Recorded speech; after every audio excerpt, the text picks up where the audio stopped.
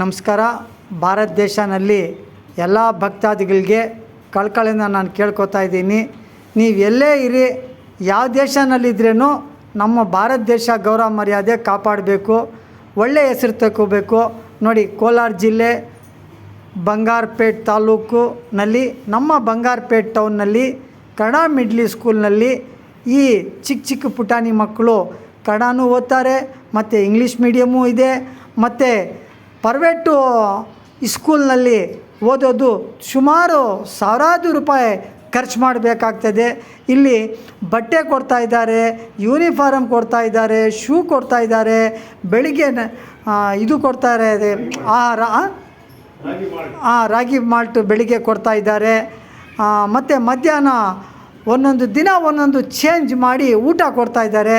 ನಮಗೆ ಎಷ್ಟು ಅದೃಷ್ಟ ನಾವು ಭಾರತ ದೇಶದಲ್ಲಿ ಹುಟ್ಟಿರೋದಕ್ಕೆ. ಈ ಲಾಭ ಸಂಪಾದನೆ ಮಾಡಬೇಕು. ಈ ನಮ್ಮ ಶಿಲ್ಪಿ ಬಾಬಾ ಸಾಹೇಬ್ ಅಂಬೇಡ್ಕರ್ ಸಂವಿಧಾನದ ಗೌರವ ಮರ್ಯಾದೆ ನಮ್ಮ ಭಾರತ ದೇಶ ಅವರು